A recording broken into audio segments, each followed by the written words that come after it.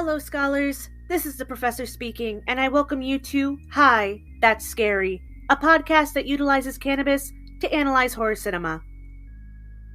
The title of today's lecture is Why Is There Starbucks in Inglewood? The Complicated Interweavings of Gentrification, Part 2. Today we will be continuing our discussion on The People Under the Stairs with our adjunct, Professor Tree. Hello there. Are you excited for this second installment? Yes, I am. This is where we're going to be getting into the very touchy, serious themes. I can't wait to feel uncomfortable. Yes. So, let's jump right in, I guess, to our first topic for this film, which is the most obvious topic of the film, which is racism. Favorite topic that we like on this channel, and when I say favorite, I mean it's a horrible, horrible reality that we constantly have to discuss. Yep, and it sucks. Yes, it's awful. So, throughout The People Under the Stairs, as we were talking about gentrification and poverty, yep, all of the people in Fool's neighborhood are of color. Man and woman being the landlords, keeping these homes in disrepair, outwardly racist. To their faces, too. Yes. Man says the N-word. Hard R, too. Yeah. I was like sympathetic white person offended. I was like, why would you... Ew. Yeah. It was really upsetting, and I can only imagine. Like, you know that wrinkle you get when you smell something bad? Oh yeah, when like the nose scrunches up, yeah, and you frown, but it's like your mouth just creases all the way down to your chin. Yeah, that was my exact feeling. Every time I watch this film, that is my exact face. Didn't I? I think I audibly gasped. Yes, you made you did that sympathetic white person thing where you were like, scandalous. Yep, that was an excellent imitation.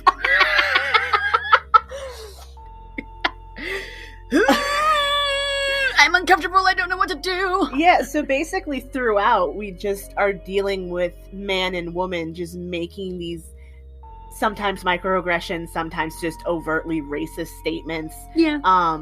Implying that black people are unclean, awful animals. Oh, that one really made me mad. Yeah, because of the history of equating black people to stock, cattle, to objects, property. property. It's fucked up. Yeah, it's really gross behavior. Yeah, and especially these days. And it very much highlights the thing that we were saying last time, where there's just this caricature, because I can talk, of Nancy and Ronald Reagan, because they were racist assholes. Oh yeah, absolutely. Like giant, massive racist assholes. You're gonna get the Reagan heads be yelling at you. Listen, okay, you know what? Reagan was a terrible president. He had a Swiss cheese brain. He should not have been allowed to continue acting as commander-in-chief because he did not have the capability to deal with his own life. Alright, I'm pretty sure that man shat himself more than once while he was in office. You cannot convince me otherwise. You know why? Because dementia is a thing. Alright, it's okay. It is completely, utterly understandable for people to get Alzheimer's and dementia. It's not like you can really control that, as far as I know. I'm not a doctor. But like, maybe when your brain stops working the way that it used to when you were acting, maybe that's when you should be like, I should retire. I should step down. Yeah. How about no, though? That's exactly what happened. Everyone, your professor, she mad. Fuck Ronald Reagan. Damn. I tried so hard not to laugh out loud during that because I didn't want to interrupt you. Oh, scholars, I wish you could see her face. She's so fucking angry. There were hand gestures. The studio is shaking. Oh, God. So that was a rant, and it was the best. Thanks. Anyway, let's continue on with big ol' rolling turd coming through. Another thing with the racism that I don't want to forget. So after Fool escaped, they were fully planning on like going down at projects and like fucking shit up. Yeah. They were like, so they have such little care for the lives of Black and brown folk that after Fool leaves their house, and obviously can tell the world of the fact that they're horrible, horrible monsters, they like basically are planning on sending Man down there to get Fool, and he's going to be armed, so there is the implication that he's just gonna walk in there guns blazing, not giving a fuck who he hits, because why would he? As a character, why would he care? It's the projects. They shoot each other all the time, rhetoric. If you can't tell from the sarcastic tone in her voice, she is currently quoting in the air. Scholars. We saw his secret gun cabinet and the artillery that the man was hanging on to for strange conservative reasons, but you know what? No, yeah, and that neighborhood was very crowded, so it's not like he wouldn't have been able to get to the door very easily anyway. Mm-hmm. And if he was still wearing the gimp suit, that's a whole other thing. Yep. But woman did say, don't shoot your gun outside the house. So if he was in a project apartment, though, the thing is, he's in the yard. So shooting the gun in the yard is different from him going to a project and shooting up there. I didn't make that connection in my brain. The parallel with their house, with how dirty it was. Meanwhile, they kept calling Black people unclean and like saying all of these terrible, terrible things. Yeah. So they're just picking these insults out of a hat and recycling them all the time. Meanwhile, they have this quote unquote nice house on the outside. Maybe? Yeah, it looked big, and like when you look at it, when they've cleaned it up for the police, it's nice. When it's not cleaned up for the police, it's like dirty and dingy and dusty and many other not good D words. I was surprised that they went in through the back door initially for the kitchen. I was surprised after seeing the rest of the house that it wasn't like full of dishes and shit like that. Like, it was... That would imply people are eating. That's true. Well, they're eating downstairs now, aren't they? Under the stairs. Yeah, then they don't get cutlery and plates and shit. And just uses his big old hunting knife that he's just used to eviscerate a man who's already dead while hanging upside down. Gotcha. Exactly. Yeah. Very unoriginal statements pertaining to someone of a different color. I see that, definitely. The dilapidated state of their house, the hypocrisy there, yeah, I see that too. Yeah. And, of course, there's, the overall racism of the situation because of systemic racism, poverty, things reaching all the way back from slavery and Jim Crow. Mm-hmm. System built to be against them. Yeah, the things that we all know about. But didn't learn in high school. Basically. So one of the things that we noticed was near the end when Ruby goes to confront the landlords after Fool has gone back, is her outfit change. So in the beginning, she's wearing like a tube top? It was like a black tube top, some fishnets. There was something with like leopard print. She looked fly. Oh yeah, absolutely. So like it was very... If you wanted to stereotype. Thotty?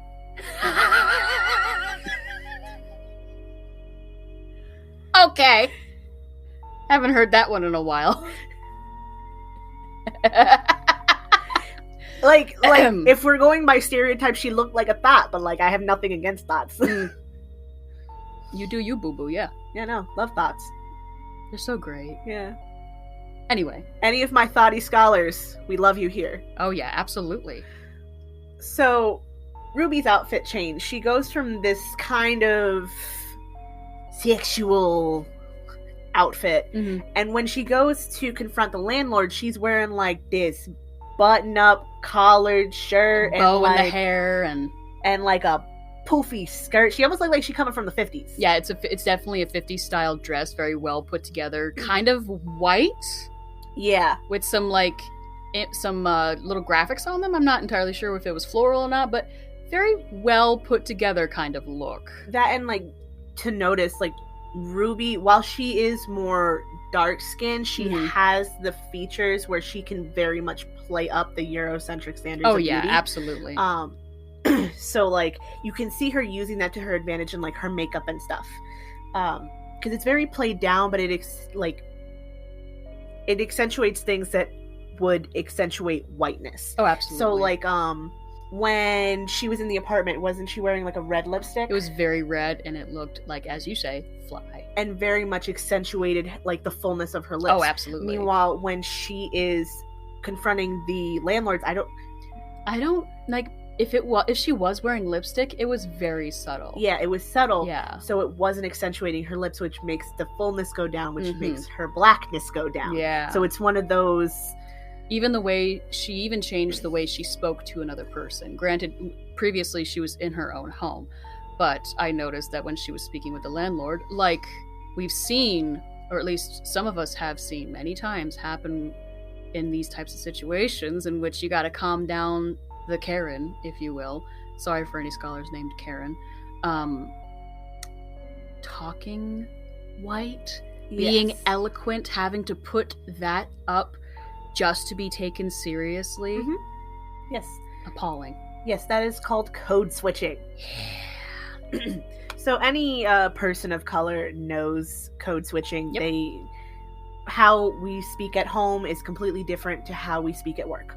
But yes, so Ruby goes through this complete code switch in order to make herself more respectable, basically. And it's so gross.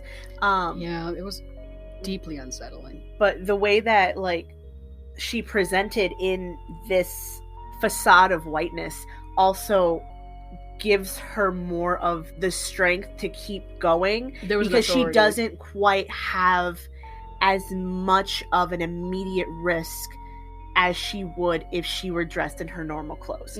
So like her in this outfit trying to confront the landlords, yelling, banging on the door, while she is still a person of color, if she was wearing her normal attire, she would have gotten hauled off by the police like in seconds. The inept police, yes. But she's put together, quote unquote. Presentable, quote unquote. So it would take longer for that to connect. Wow, so many things done in the world just for the sake of placating white people. Yeah, yeah. Yep. Yeah. The actual worst. Speaking of placating white people, let's slide into our next topic. I've been waiting to talk about this since the last episode. Alright, take it away, Professor. Yes, so we are going to be discussing sexually predatory behavior. The house and the things going on, my first thought, as it all came together in my brain area, it just kind of looks like some sort of weird, elaborate porno set / plot. I feel like that they could have filmed some sort of weird kidnapping school-like dungeon bullshit in there in like the early 90s or early 2000s, like the early to late early 2000s, whatever, like that. It was uncomfortable, to say the least. Yeah, considering that this is largely revolving around children. It looks, considering like our main characters, our protagonists are children. These people are kidnapping children. So you already get that feeling that there's something not right over here. Super not right. Something super very super duper not right. So you have this porno set. And you have these racist white people in positions of power that are abusing their positions of power. And they have guns. They do have guns. And man has an accessory with his guns. An accessory?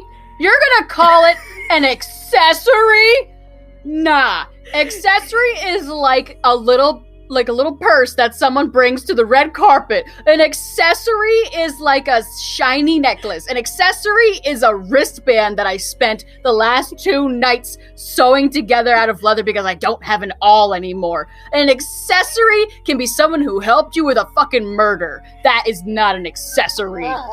It did not. Scholars, why? But why the gimp suit? It, in no way, at least for me, logically, doesn't pertain or really help with murdering. But you know what? Apparently it helps him with murder. So, I'm not gonna kink shame, but I'm kink shaming you! Yes, so man decides to run around in a gimp suit while he's chasing after Fool and Roach, in the walls. Yeah, he chases after them wearing a gimp suit. And we touched on a little bit on their man and woman's dynamic, mommy, daddy, sister, brother. Their family tree is a wreath thing. It's like a wreath. It's like the Olympic rings. So I wonder how many toes they have. Anyway, so he's wearing this gimp suit, and woman refers to herself as mommy a lot, and she's the dominant, obviously. Very much the dominant, and it's really uncomfortable. Yeah, and this is not anything against my community, the BDSM community, or anybody else's community, nothing against the BDSM community as a whole. Gimp suits, if that's your thing, go for it. That's absolutely fine. I am a sex ball. I'm sorry to say it, but I am a bit of a, what did you call her earlier? No, I'm not that. I'm a slut. It's been a long pandemic. But I am all for people experiencing consensually their weird sex game. Sure, why not? Consensually, safe, sane, whatever. But I was uncomfortable. Yeah, because the way that woman is a quote-unquote dom is just pretty abusive. Oh, yeah. She just yells at him a bunch. That's a whole thing that we didn't really make notes on. Yeah, she's a shitty dom. Yeah, she's just very abusive towards him. Mm-hmm. Which they're both terrible people. Oh, they're toxic to each other. Yeah, absolutely. They're utterly terrible people. But yeah, so she scolds him a lot. Mm-hmm. The gimp suit it seems, at least from what I observed and thought about, the gimp suit seems something good for man, but also a punishment for man, because at one point, like we mentioned last week, she yelled at him to put on the suit. Yeah, after he shot the gun outside the house, which she was angry about. It's so hinky. Yeah, it's very blurry. They did not write a contract, y'all. No. So we have their weird sexual dynamic. We have the gimp suit. We have the porno set. And now we're going to talk about the children, because it's the worst part, but we have to discuss it because it's the most important part. So I do apologize because it sucks. One of the things that very much gives it away, aside from just Alice's entire demeanor, that really sends it home, was when man says, "She did it with him, I know it," after Fool is gone, and he's saying that to woman, implying that Alice, who's 10, and in a very whiny, bratty voice too. That was really upsetting. Yeah, slept with Fool. Who's 13? Yeah, it's his 13th birthday, but he's also worst birthday ever. Yeah, so it's just not only are we circling back to the racism and the whole viewing children as older than they are with, Fool, just his immediate thought is that Alice slept with him, and he's saying that because right after woman is telling him not to touch her.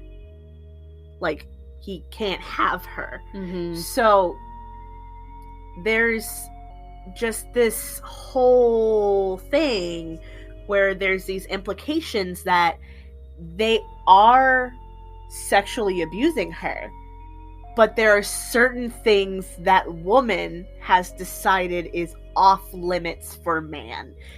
And he upset about it. And he's upset about it, and just saying that made me want to vomit. Yeah, I feel a little bile. Ugh. Can we stop, like, putting out these types of films that sexualize babies? Yeah. Children. I'm alright with that.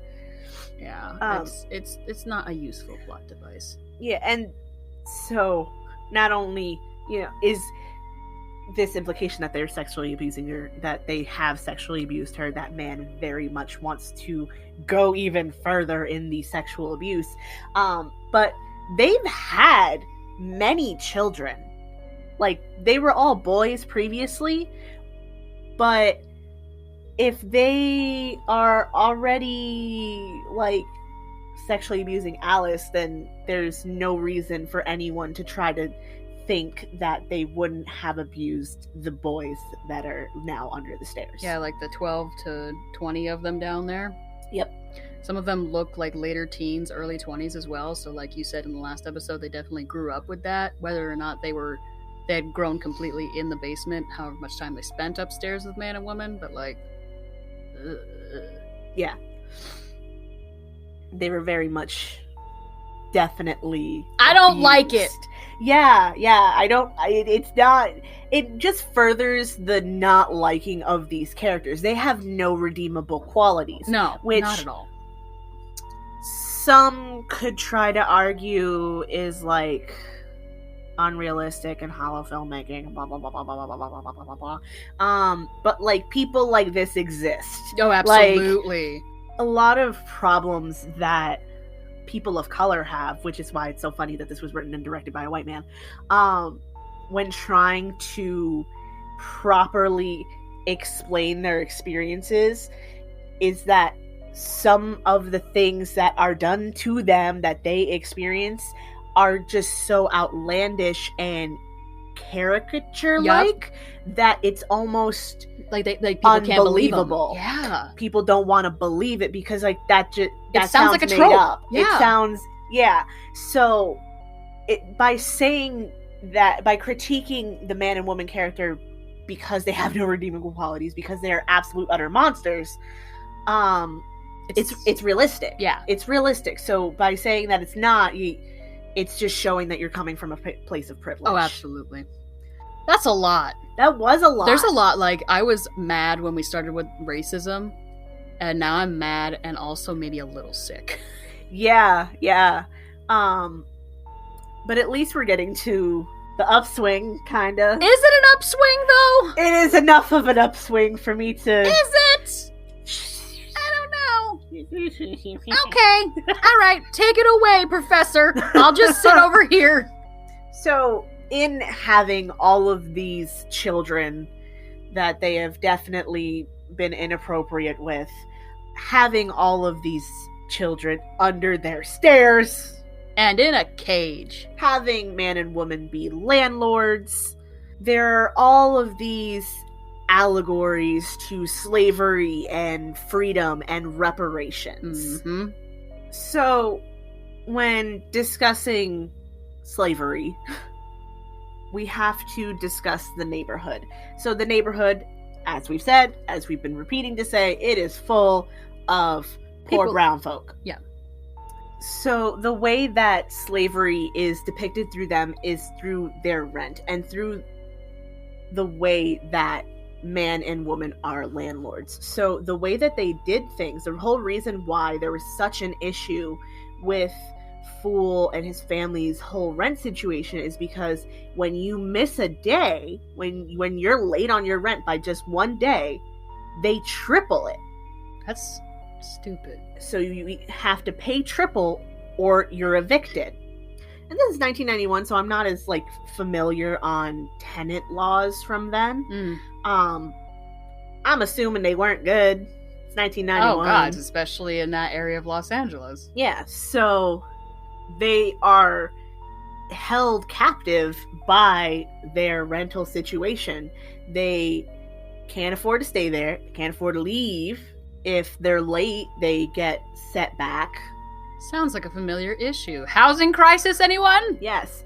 So the allegories to slavery, it models after slavery was abolished and they had like sharecropping and the indentured servitude after that. They were like, okay, well, I'm a former slave owner and I don't want to get rid of my slaves. So how about I tell them I'll give them this bit of land, but I'm going to charge them so that they are constantly in a circle of debt and they're working for me for free forever. But technically, it's not slavery. So Uncle Sam can't put me away for that. That's literally what's going on here, but with rent. Yep. Wow, that made me so mad. Yeah. Just to be reminded. Yeah. So you have this whole allegory over here. And then it gets worse. You get into the house and there's the dog. I want to discuss the dog. Prince! Oh, that doggo. Big old Roddy. So one of the ways that slave owners would terrorize and also search for escaped enslaved people was with dogs. If any of my scholars has seen Django Unchained, it has a very brutal, horrific scene that encapsulates exactly what I'm talking about. Dogs were very much used as weapons. And then we also have the parallel, the fact that man and woman have a Rottweiler, which at the time was very much seen as like the pit bull of the early 2000s. It's the brown people dog. Yeah! Quote unquote. I'm smiling, but I don't want to smile. You're smiling because you're dying inside. I am. Guess I'll die. So we have this racism dog, and we have the slavery neighborhood, and then we gotta talk about the stair people because they're also enslaved. They are part of this weird sexual slavery incest thing because they view them as their children. Yeah. So like it's just furthering that weird, creepy, disgusting, disturbing cycle that they got going here. And whenever they like act out, they are either hurt or, shot with horse tranquilizers. Yeah, like they're pretty brutally beaten. Fucking which disgusting. Is, putting man and woman in the position of power. Massa. I was waiting for you to say that this episode. It's what it is. It is. Yeah. There's no clean. There's mistress and there's master. There's no other way to say it. No. That's what they are. And it's uncomfortable, but it's got to be said. Yeah. So it puts them in that position. It makes these allegories to that. So when we get to the end, the reparation period, the freedom and reparation periods are very, very glorious. So satisfying. After trials and tribulations, after Fool snuck back into the house, he went back. He did. He went back. He's like one of the better main hero characters. He's a 13-year-old black kid from a poor neighborhood who had just gone through something extremely traumatic and escaped it with his life, but went back because no man left behind. Mm-hmm. No Alice left behind. Yep. So he went back and he is so over it. He is willing to die. He blows up the house. Woman died. Man dead. He kills their masters. And that's after freeing the stair people. Yeah. Yep. Who helped him as well once they saw that he was going to be working against man and woman who had enslaved them for so long. Yeah, they were ready and willing to put up the fight. So he blows up the house. He's able to blow up the house. He doesn't die. Nope, he did not die. I was so happy. And in blowing up the house, all of man and woman's money is just flying through the air because he blew them up in the safe where all of their money and gold and jewelry and it was the hoard of wealth that they were just amassing, that they just wanted to have it. They wanted to be like Scrooge McDuck and swim in that thing. So it was very Hero of Canton episode of Firefly kind of feel to it. Yeah, so all of this money is going up into the air and you just see all of these people grabbing the money, grabbing all of this money, dancing, laughing. Exactly. I'm like, oh yes, reparations. Like, it's not quite 40 acres and a mule, but so it's that very powerful moment. And then you see the stair people leaving. Yep.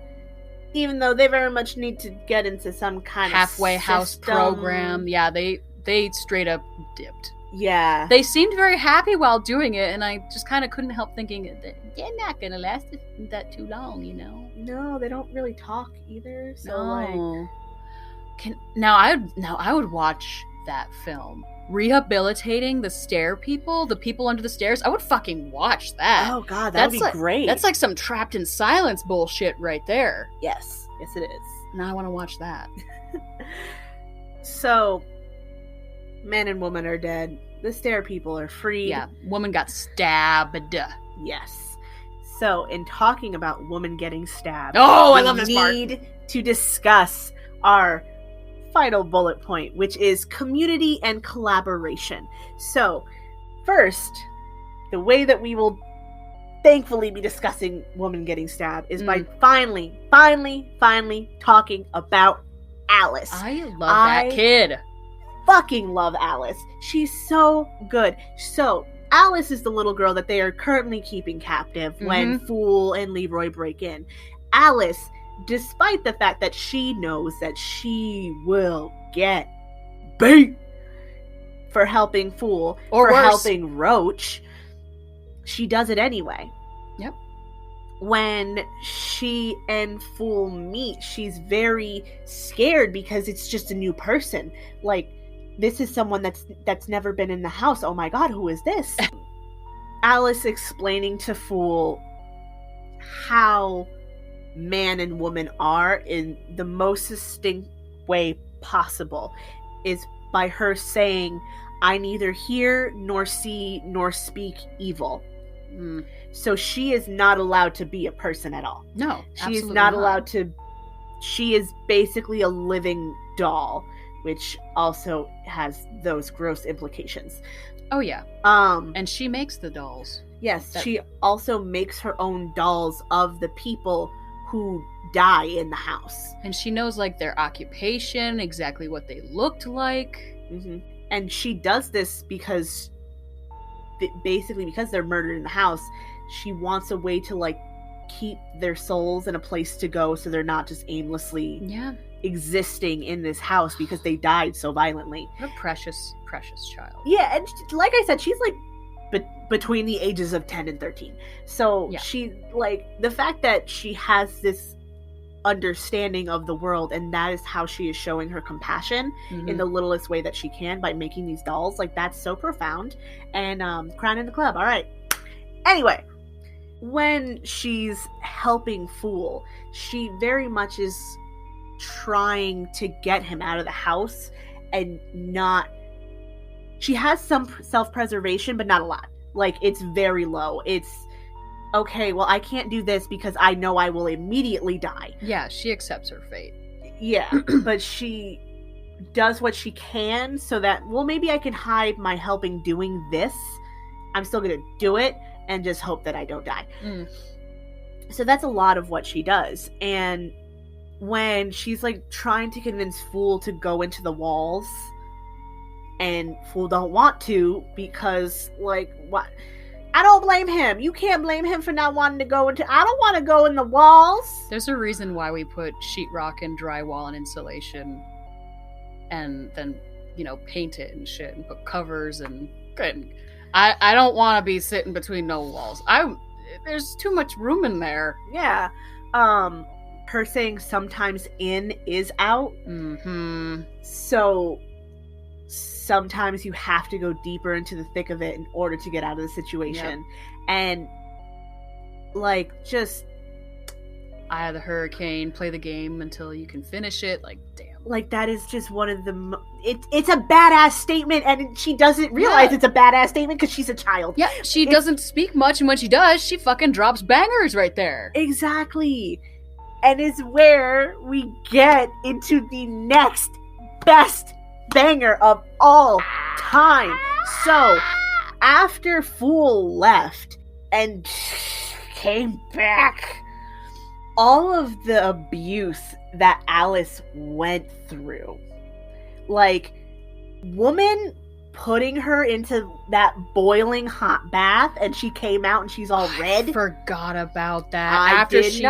After she tossed her in the blood, I think I forgot about it because I deleted it. Yes, so... low-key traumatized. Yeah, woman made her clean up Leroy's blood, tossed her in it, then yelled at her for getting blood on her dress, even though woman tossed her into the blood, like how a the frisbee. Blood got on there. And then throws her in... the water was, white, y'all. It was that hot. Yeah. So she's... I'm feeling sick again. Yeah.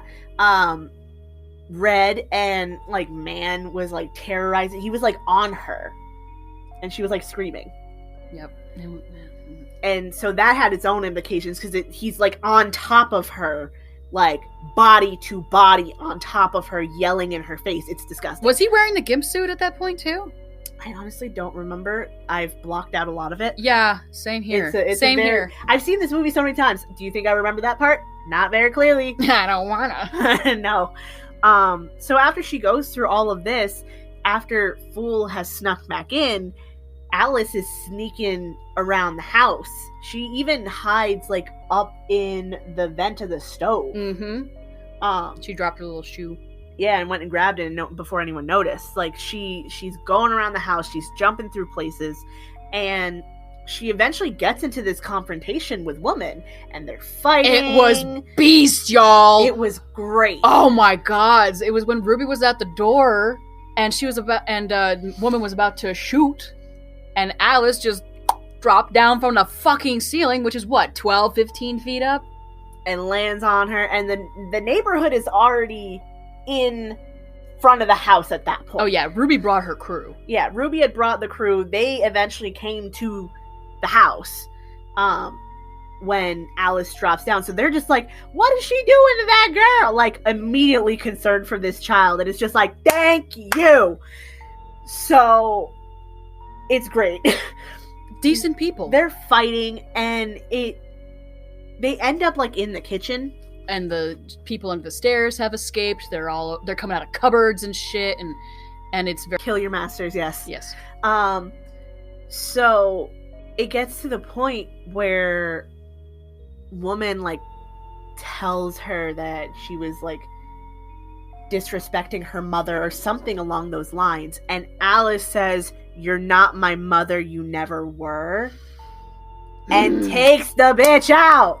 So Alice is just so badass throughout the entire film. She's so scared, and she's wearing a nightgown, horrified throughout the entire ordeal. She's dealing with all of this already existing trauma of her life, and then just this day, Fool and Leroy breaking into the house, Leroy getting shot, the whole trying to keep Fool and Roach away from man, Roach getting fucking shot, that she has to see that, and then everything after Fool leaves, and then, yes, she acknowledges that woman is not her mother, but she still is going to have... this is the only existing mother figure that she knows. So she is still killing her mom. Yep. So, that weird trauma that she's gonna have to carry. Like, well, she wasn't my mother, but she was my mother, but she wasn't my mother. Like,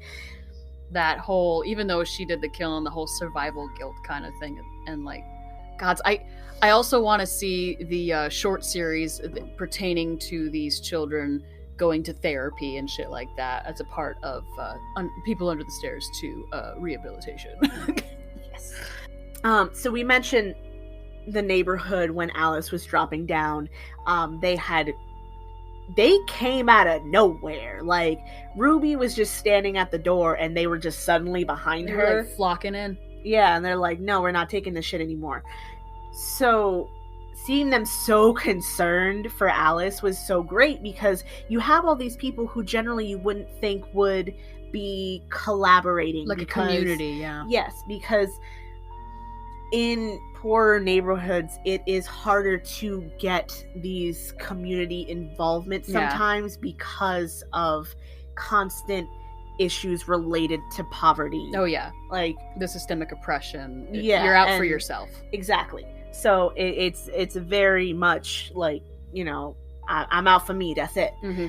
And the fact that not only did they gather in front of these powerful people to help out Ruby, because she was like, hey, my brother's here, they're doing all this crazy stuff, they've been overcharging us for rent, so how about we go? They could have been like, nah, that's crazy talk, we're gonna get shot, because they could have. They've been saying things like that for years. Exactly. Because apparently everyone knew how fucked up the two of them were. They knew that they were like snatching children, so they're like, yeah, so we just don't let our kids walk past that house anymore. And it's like, oh yeah, that's a concern. So the fact that they're just there and ready and willing to take them down is just so... It was a nice dynamic development. Roach. Oh, Roach. Roach doesn't talk because he doesn't have a tongue, but he spends the entire film doing his damnedest to keep Alice and Fool all right.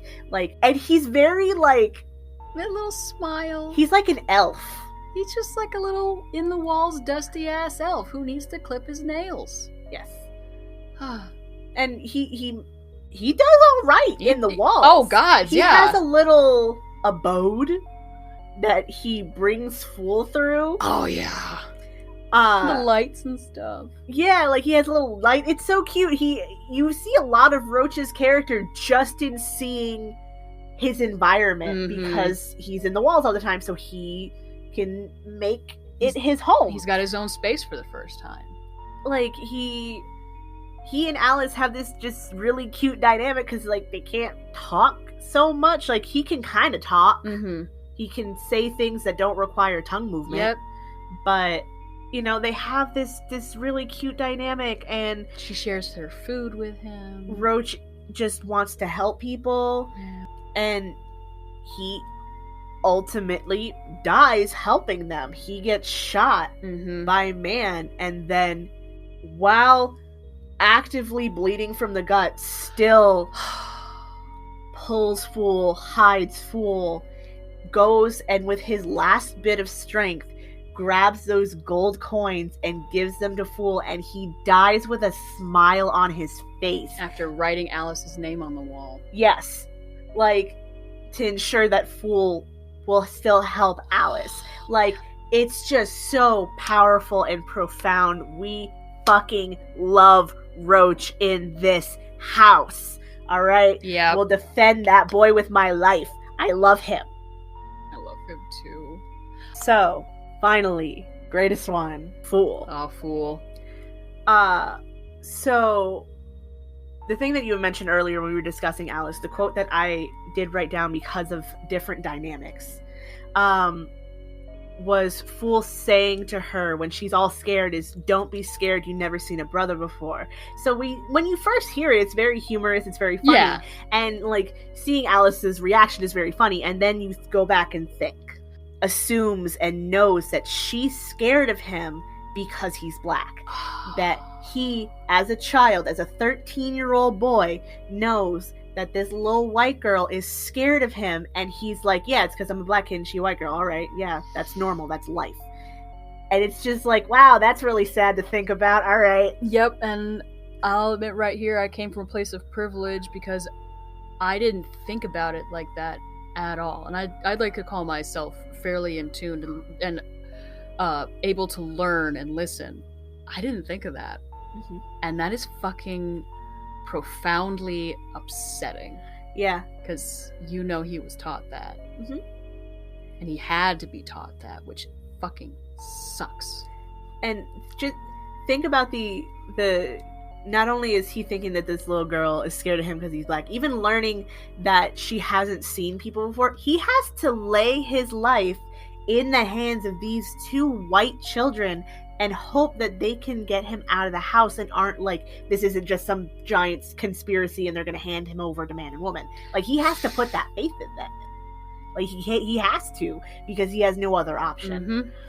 So the amount of trust that he just is willing to give them, because he can recognize that they have been dealing with their own trials and tribulations. He can recognize abuse when it's happening. Oh yeah, they're He's kin not in trouble. dumb. So he recognizes his situation, he recognizes theirs, and he's like, all right, this is still risky for me, but we're all in this together. And it's just like, all right, they immediately click. It's that sense of community you were talking about with the crowd, but it's in between the walls in this shitty ass house being chased by a man in a gimp suit. And it's very much showing the wholesomeness of children. Oh, yeah. And the fact that, like, they can just work together despite all of their differences, despite the fact that Roach can't talk, despite the fact that Alice is completely, utterly sheltered, despite the fact that Fool is a black kid from the city. Like, they all are like, no, we are in this situation together, we can help each other. And, like, they kind of joke around a little bit. Like, you remember that they're kids. Yeah, like the fact that Fool comments and compliments Roach's digs. Oh man. When they're actively being chased and shot at by man. He's like, oh, this is your place? Like, and they're rushed, they're out of breath, they're scared. He's like, oh, is this your place? Oh, it's nice. He's like, yeah. I just love what you've done with such a modest budget. I like that boulder. And it's cute. I love so it. He's just a very interesting character, and he's funny. He's got these quips. So when he's like looking at all this money and all these coins, and he's like, no wonder there's no money in the ghetto, because it's true. That is exactly why there's no money in the ghetto. A true image. Yes. And it perfectly encapsulates everything that the audience is thinking. Yeah, no wonder there's no money in the ghetto, because the landlords have it all in their safe.